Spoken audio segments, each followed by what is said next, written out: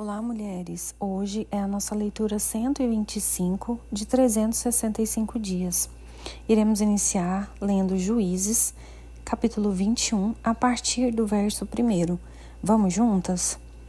Ora, os homens de Israel tinham feito um juramento em Mispa, dizendo: nenhum de nós dará sua filha em casamento aos benjamitas. O povo foi a Betel e ali ficaram até tarde diante de Deus. Levantaram a voz e choraram amargamente. Disseram: Ah, Senhor, Deus de Israel, por que aconteceu isso com Israel? Porque hoje falta uma tribo? No dia seguinte, o povo pela manhã se levantou e edificou ali um altar, e apresentaram holocausto e ofertas pacíficas. E os filhos de Israel perguntaram: quem de todas as tribos de Israel não compareceu à Assembleia do Senhor? Porque tinham feito um juramento solene: quem não comparecesse à presença do Senhor em Mispa seria morto. Os filhos de Israel tiveram compaixão de seus irmãos da tribo de Benjamim e disseram: hoje foi eliminada uma das tribos de Israel. Como obteremos mulheres para o restante deles? Pois juramos pelo Senhor que não lhes daríamos em casamento nenhuma de nossas filhas? E perguntaram: há alguma das tribos de Israel que não tenha comparecido à presença do Senhor em Mispa? E eis que ninguém de Jabes Gileade tinha ido ao acampamento, à assembleia. Quando contaram ao povo, eis que nenhum dos moradores de Jabes Gileade estava ali. Por isso a congregação mandou para lá 12.000 homens, dos mais valentes, e lhes ordenou, dizendo: vão e matem os moradores de Jabes Gileade a fio de espada, tanto homens como mulheres e crianças. É isto que vocês devem fazer: matem todos os homens, bem como todas as mulheres que não forem virgens. E acharam entre os moradores de Jabes Gileade 400 moças virgens que nunca haviam tido relações com homem algum, e as trouxeram ao acampamento em Siló, que fica na terra de Canaã. Então toda a congregação enviou mensageiros aos filhos de Benjamim que estavam na rocha de Rimom, e lhes fizeram uma proposta de paz. Foi nesse tempo que os benjamitas voltaram e receberam aquelas mulheres de Jabes Gileade, que tinham sido conservadas com vida. Porém, não havia uma para cada um deles. Então o povo teve compaixão de Benjamim, porque o Senhor tinha aberto uma brecha nas tribos de Israel. Os anciões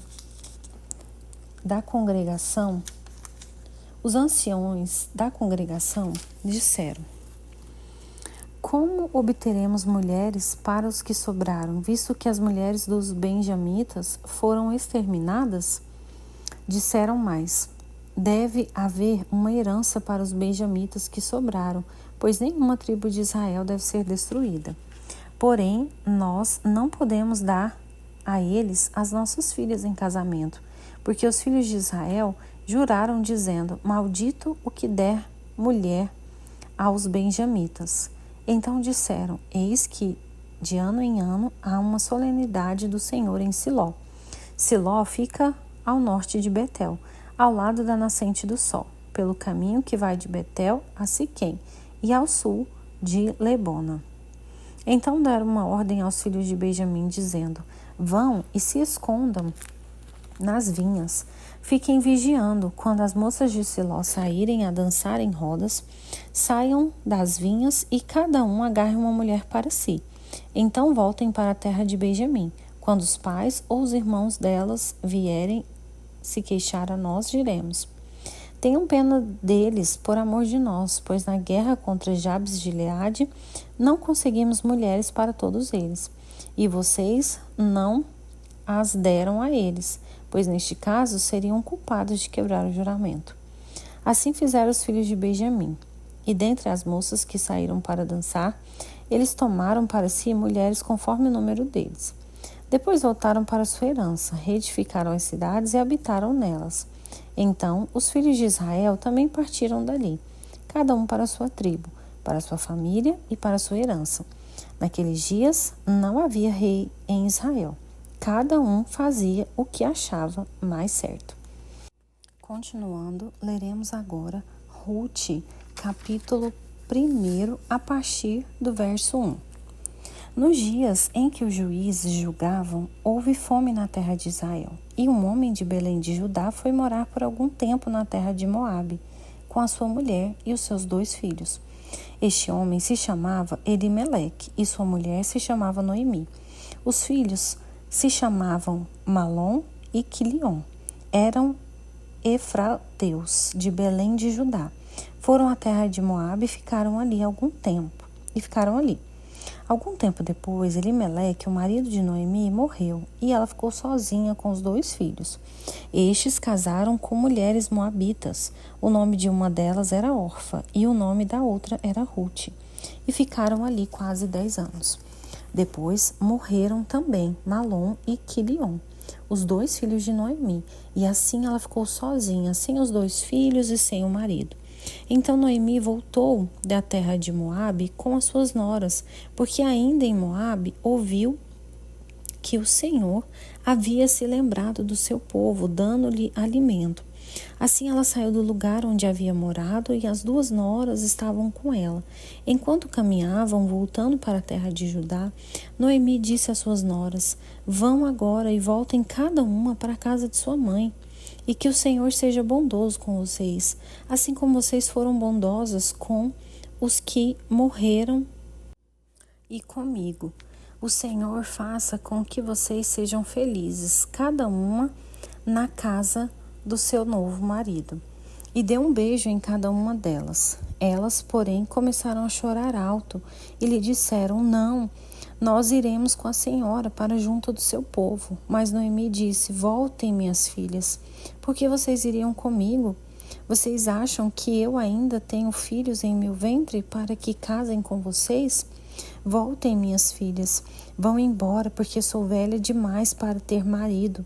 E ainda que eu dissesse: tenho esperança, ou ainda que casasse essa noite e tivesse filhos, será que vocês iriam esperar até que eles viessem a crescer? Ficariam tanto tempo sem casar? Não, minhas filhas, a minha amargura é maior do que a de vocês, porque o Senhor descarregou a sua mão contra mim." Então de novo choraram em alta voz. Orfa, com um beijo, se despediu da sua sogra. Porém Rute se apegou a ela. Então Noemi disse: "Veja, a sua cunhada voltou para o seu povo, para os seus deuses. Vá você também com ela." Porém Rute respondeu: "Não insista para que eu a deixe, nem me obrigue a não segui-la, porque aonde quer que você for, irei eu. E onde quer que pousar, ali pousarei eu. O seu povo é o meu povo, e o seu Deus é o meu Deus. Onde quer que você morrer, morrerei eu, e aí serei sepultada. Que o Senhor me castigue, se outra coisa que não seja a morte me separar de você." Quando Noemi viu que Rute estava mesmo decidida a acompanhá-la, deixou de insistir com ela. Então ambas se foram até que chegaram a Belém. E aconteceu que, ao chegarem ali, toda a cidade se comoveu por causa delas, e as mulheres perguntavam: "Essa não é a Noemi?" Porém ela lhes dizia: "Não me chamem de Noemi, mas de Mara, porque Todo-Poderoso me deu muita amargura. Quando saí daqui eu era plena, mas o Senhor me fez voltar vazia. Por que então querem me chamar de Noemi, se o Senhor deu testemunho contra mim e o Todo-Poderoso me afligiu?" Foi assim que Noemi voltou da terra de Moabe, com Rute, sua nora, a moabita, e chegaram a Belém no começo da colheita da cevada. Daremos continuidade agora lendo João capítulo 4, versos de 1 a 42. Quando Jesus soube que os fariseus tinham ouvido dizer que ele fazia e batizava mais discípulos do que João, se bem que Jesus mesmo não batizava, e sim os seus discípulos, deixou a Judéia, retirando-se outra vez para a Galiléia, e era-lhe necessário passar pela região de Samaria.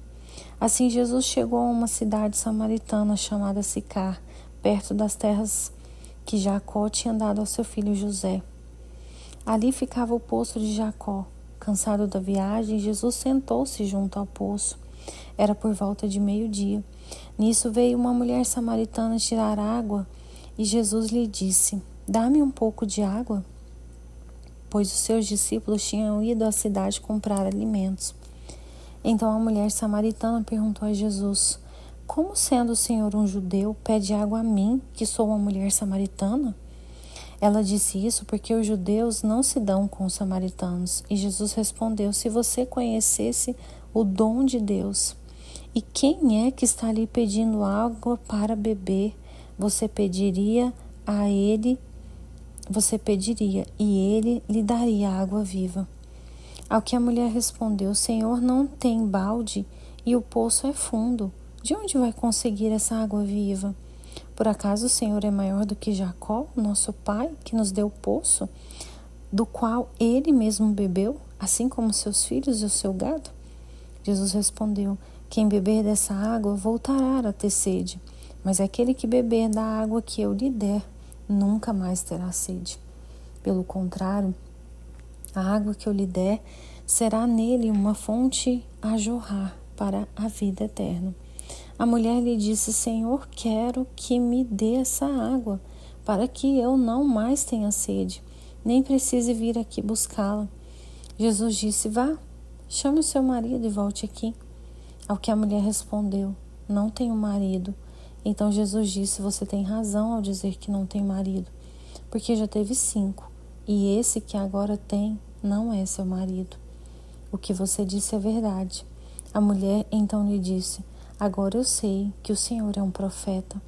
Nossos pais adoravam neste monte, mas vocês dizem que em Jerusalém é o lugar onde se deve adorar." Jesus respondeu: "Mulher, acredite no que digo. Vem a hora em que nem neste monte, nem em Jerusalém vocês adorarão o Pai. Vocês adoram o que não conhecem. Nós adoramos o que conhecemos, porque a salvação vem dos judeus. Mas vem a hora, e já chegou, em que os verdadeiros adoradores adorarão o Pai em espírito e em verdade, porque são esses que o Pai procura para seus adoradores. Deus é espírito e é necessário que os seus adoradores o adorem em espírito e em verdade." A mulher respondeu: "Eu sei que virá o Messias chamado Cristo. Quando ele vier, nos anunciará todas as coisas." Então Jesus disse: "Eu sou o Messias, eu que estou falando com você." Naquele momento chegaram os discípulos de Jesus e se admiraram ao vê-lo falando com uma mulher. Mas nenhum deles perguntou: "O que você está querendo?" ou "Por que o Senhor está falando com ela?" Quanto à mulher, deixou o seu cântaro, foi à cidade e disse ao povo: "Venham comigo e vejam um homem que me disse tudo o que eu já fiz. Não seria ele, por acaso, o Cristo?"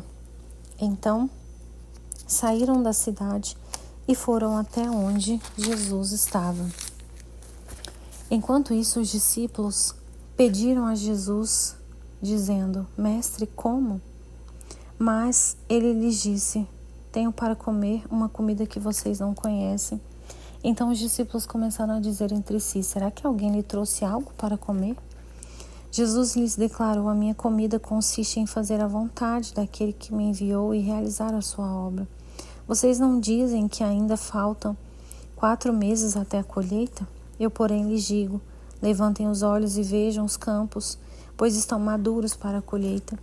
Quem colhe recebe desde já a recompensa e ajunta o seu fruto para a vida eterna, para que se alegrem ao mesmo tempo o que semeia e o que colhe. Pois no caso é verdadeiro o ditado: um é o que semeia, outro é o que colhe. Eu o enviei a colher o que vocês não semearam. Outros trabalharam e vocês aproveitaram o trabalho deles."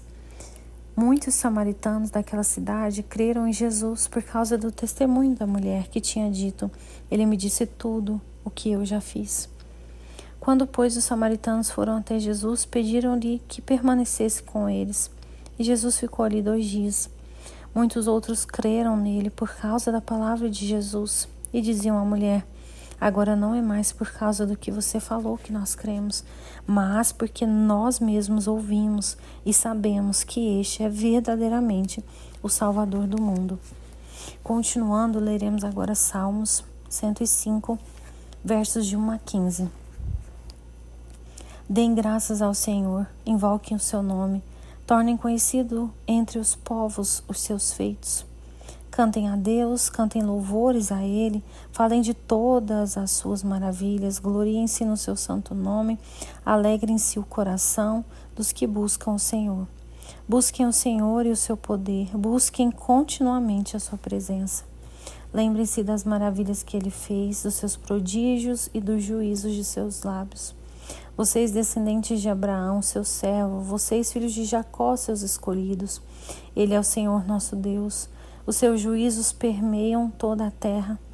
Lembra-se perpetuamente da sua aliança, da palavra que empenhou para 1000 gerações, da aliança que fez com Abraão e do juramento que fez a Isaque, o qual confirmou a Jacó por decreto e a Israel por aliança perpétua, dizendo: eu lhe darei a terra de Canaã como porção da sua herança.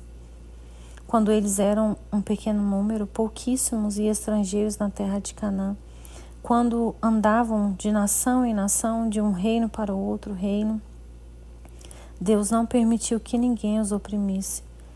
E por amor deles repreendeu reis, dizendo: não toquem nos meus ungidos, nem maltratem os meus profetas. E para terminar a nossa leitura, Provérbios, capítulo 14, verso 25. A testemunha verdadeira salva vidas, mas quem profere mentiras é enganador. Amém? Glória a Deus, mulheres, por essa leitura maravilhosa. Eu desejo que você tenha uma semana abençoada e protegida pelo nosso Senhor Jesus. Que essa palavra encontre morada no seu coração, prática na sua vida diária. Eu sou a Jéssica, agradeço a sua companhia e te espero na próxima leitura.